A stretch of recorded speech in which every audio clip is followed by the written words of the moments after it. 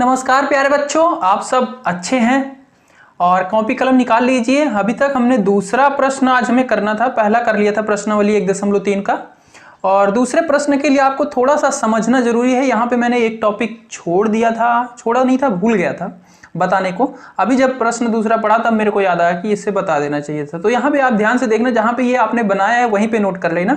वास्तविक संख्या क्या थी? परमीय और अपरमीय से मिलकर बनी थी। परमीय संख्या शांत होती है, अशांत होती है।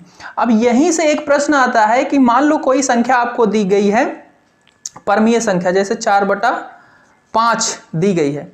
आपसे कोई कहे कि बिना भाग करे आप बताओ इसका प्रसार कैसा होगा, शांत या अशांत।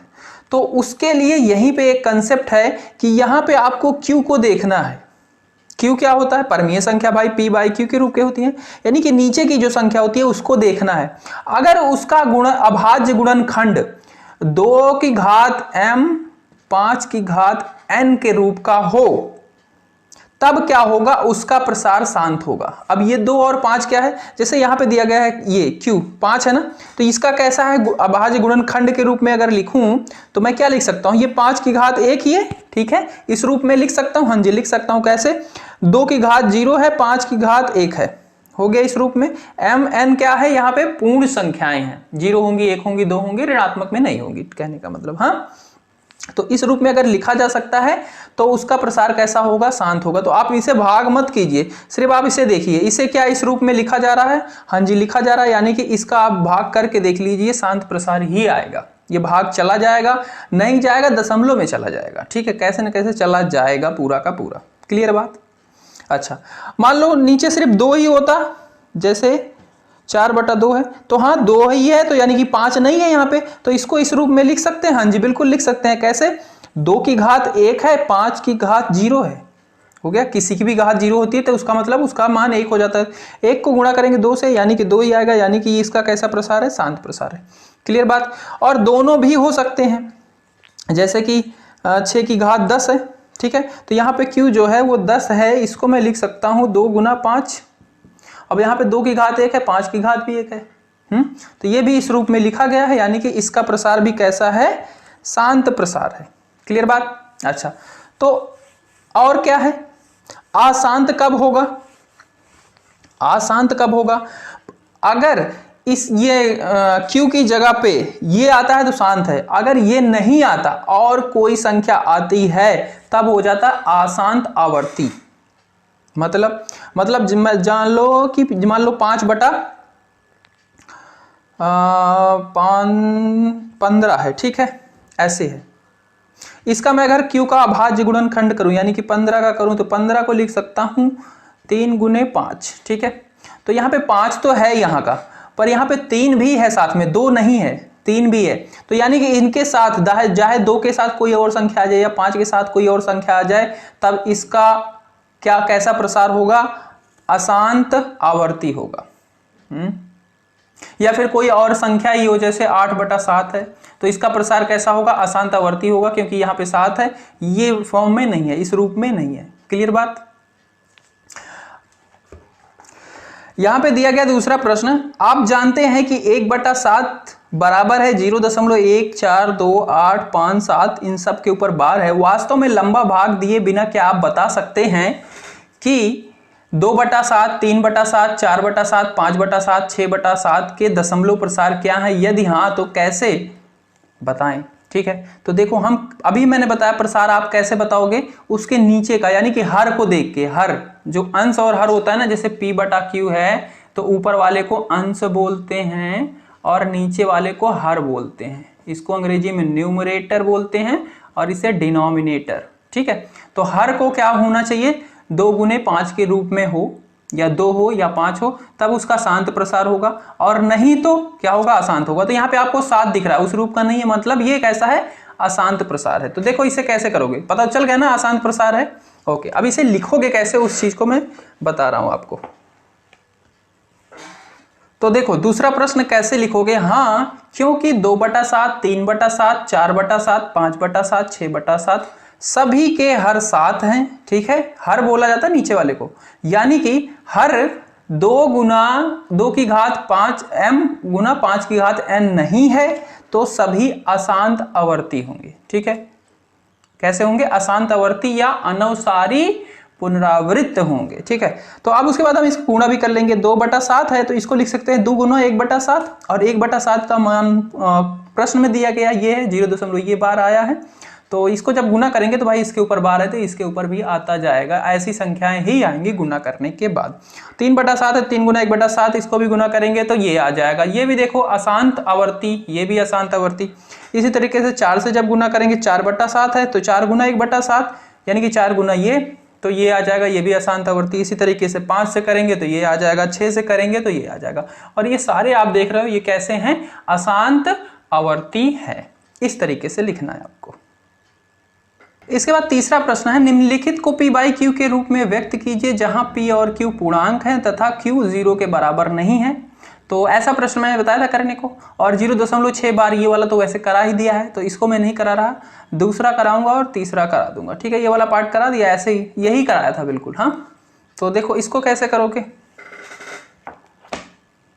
तो ऐसे प्रश्नों में क्या करते, सबसे पहले मान लेते थे कि ये p बाई क्यू के बराबर है, जो भी दिया गया होगा संख्या उसे मान लेंगे, और फिर हमें भी देखना होता है जिसके ऊपर बार लगा है, जिस भी संख्या के ऊपर, जितने खंड के ऊपर, मतलब यहाँ पे एक भी संख्या हो सकती है, 2 के ऊपर भी बार लगा होगा, उनको हमें किसी तरीके से हटाना होता है। तो अगर मैं इस समीकरण में 10 से गुना कर दूंगा तो क्या बन जाएगा?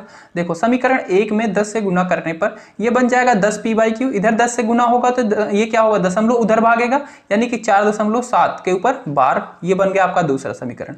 अगर मैं अब मैं अगर दूसरे से पहला घटाऊंगा तो 7 बार हमारा घटेगा नहीं, खत्म नहीं होगा, तो हमें इसमें एक बार 10 से और गुना करना पड़ेगा। समीकरण 2 में 10 से गुना करने पर तो ये फिर क्या बन जाएगा? जब इसमें 10 से गुना करेंगे ये 100 p बाई क्यू बन जाएगा। इधर क्या होगा? इधर 10 से गुना होगा तो एक 7 और इधर आ जाएगा। ठीक है, 7 जो है एक और इधर दशमलव और उधर चला जाएगा, तो ये 47.7 के ऊपर बार बन जाएगा। ये तीसरा समीकरण बन जाएगा। अब अगर मैं तीसरे में से दूसरा घटाऊंगा तब हमारा ये 7 बार क्या है? दशमलव के तुरंत बाद है और ये कट जाएगा। समीकरण 3 से 2 घटाने पर तो ये 100 p by Q minus 10 p by Q बराबर 47.7 बार माइनस 4.7 के ऊपर बार। और जब यहाँ पे हम घटाएंगे तो ये जो बार है इनके ऊपर ये संख्या कैंसिल हो जाएगी। 47 में से 4 जाएगा 43 आ जाएगा, और इधर क्या हो जाएगा? 100 में से 10 जाएगा 90 आ जाएगा। 90 p बाई क्यू बराबर 43 और एक समीकरण बन जाएगा। यहाँ से p बाई क्यू बराबर आ जाएगा 43/90, और यही आपकी हो जाएगी परमीय संख्या। क्लियर बात? इस तरीके से है ये। तीसरे का ही थर्ड पार्ट है, इसी में वो दिया गया है 0.001 के ऊपर बार, 3 संख्या के ऊपर बार है। तो इसमें क्या करेंगे? एक तो हम सबसे पहले p बाई क्यू मान लेंगे। इसको मैं पूरा नहीं लिखा रहा, मैं समझा दे रहा हूं बस। हाँ, p बाई क्यू मान लेंगे। अब ये क्या है? 3 संख्याओं के ऊपर बार है। ठीक है, और हमें इसको ऐसा कुछ करना है कि दशमलव के तुरंत बाद ये ऐसी रहे, बार वाली संख्या रहे और कुछ इधर आ जाए, ताकि हम घटा के इसे खत्म कर सकें। तो अगर मैं इसमें 1000 से गुणा करूं, 1000 से जब गुना करूंगा तो ये 3 संख्याएं क्या होंगी? इधर आ जाएगा, दशमलव इधर भाग के चला जाएगा। ठीक है, समझ रहे हो? तो इधर हो जाएगा 1000 p बाई क्यू, और इधर हो जाएगा 0.001 के ऊपर बार। ठीक है, और यहाँ पे अब ये 0 को मैं मिटा दूं तो यानी कि 1.001 के ऊपर बार ये बन जाएगा। ये दूसरा समीकरण आपका बन जाएगा। ये पहला समीकरण होगा, दूसरे से पहले को घटाओगे तो यहाँ से 1000 में से जब 1 जाएगा तो ये आ जाएगा 999 p बाई क्यू, और उधर जब क्या होगा 1.00 ये बार माइनस 00 ये बार, तो ये बार वाली कैंसिल हो जाएंगी, बराबर में 1 आ जाएगा, यानी कि p बाई क्यू बराबर आ जाएगा 1/999, और यही आपका हो जाएगा सॉल्यूशन। तो बाकी लिखने को आपको तरीका वही है, वो इस तरीके से लिख लेना।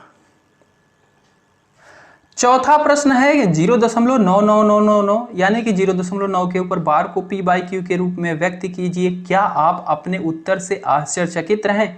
आपके अपने अध्यापक और कक्षा के सहयोगियों के साथ उत्तर की सार्थकता पर चर्चा कीजिए। तो भाई सबसे पहले हम इसे p बाई क्यू में बदलते हैं, तो बदल तो लो कि आप। हाँ, ये बिल्कुल वैसे ही है जैसे 0.6 वाला था। तो मैं पूरा लिख के प्रोसीजर नहीं बता रहा, मैं आपको डायरेक्ट समझा रहा हूँ। लिखने वाला तरीका मैंने एक बार बता दिया, उसी तरीके से आपको लिखना है। तो डायरेक्ट आप इसे मानेंगे p बाई क्यू बराबर 0.9 के ऊपर बार। ये आपका पहला समीकरण बन जाएगा। इसमें अगर आप 10 से गुना कर देते हैं तो ये हो जाता है 10 p बाई क्यू बराबर 9.9 के ऊपर बार। ये आपका दूसरा समीकरण बन जाता है। हाँ, अब अगर आप दूसरे में से पहले को घटा देते हैं तो 10p/q माइनस p/q बराबर 9.9 के ऊपर बार माइनस 0.9 के ऊपर बार। और जब यहाँ से घटेगा तो यहाँ से 9 आ जाएगा और यहाँ पे आ जाएगा 10 में से 1 जाएगा 9p/q, यानी कि p/q बराबर 9/9। इधर 9 गुना में उधर भेजेंगे तो भाग में हो जाएगा 9/9, यानी कि 1 आ गया। तो यहाँ पे आप क्या आश्चर्यचकित रहे, आपने देखा कि 0.999 और 1 में बहुत कम अंतर होता है। तो यहाँ पे आप नीचे लिखोगे ऐसे सॉल्व करने के बाद कि इससे हमें यह पता चलता है कि 0.999 और 1 में बहुत कम अंतर होता है। ठीक है, इतनी सी बात लिखनी है इसके नीचे आपको। ठीक है, यहाँ पे और बात खत्म हो जाएगी, बाकी सॉल्व आप ऐसे करोगे। पांचवा प्रश्न है 1/17 के दशमलव प्रसार में अंकों के पुनरावृत्त खंड में अंकों की अधिकतम संख्या क्या हो सकती है?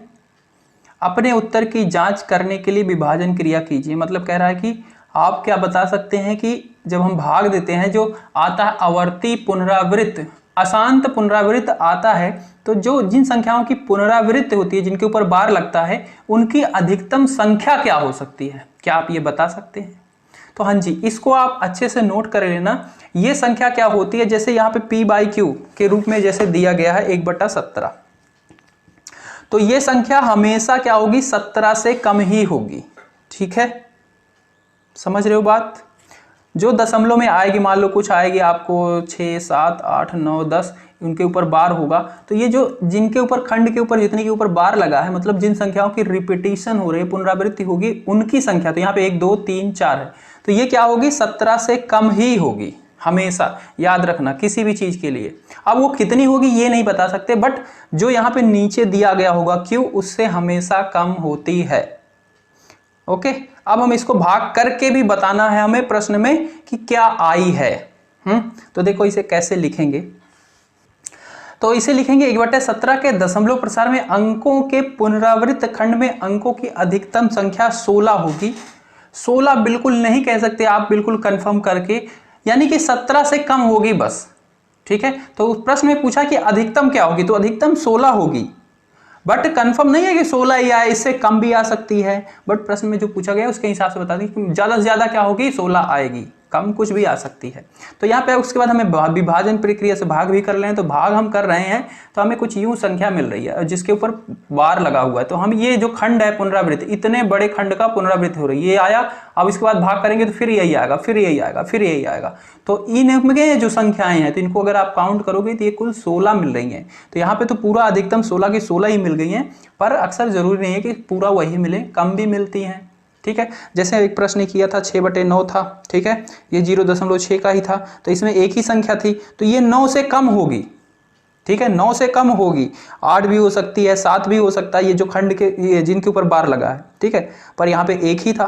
ठीक है ना, तो ये बात आप समझ के रखना कि 9 से तो कम ही होगी, अधिकतम क्या है, 9 से कम होगी बस। अतः 1/17 के पुनरावृत्त खंड की अधिकतम संख्या 16 है, तो यहाँ पे 16 हमें मिल गई। तो इस तरीके से लिखना है इस प्रश्न को।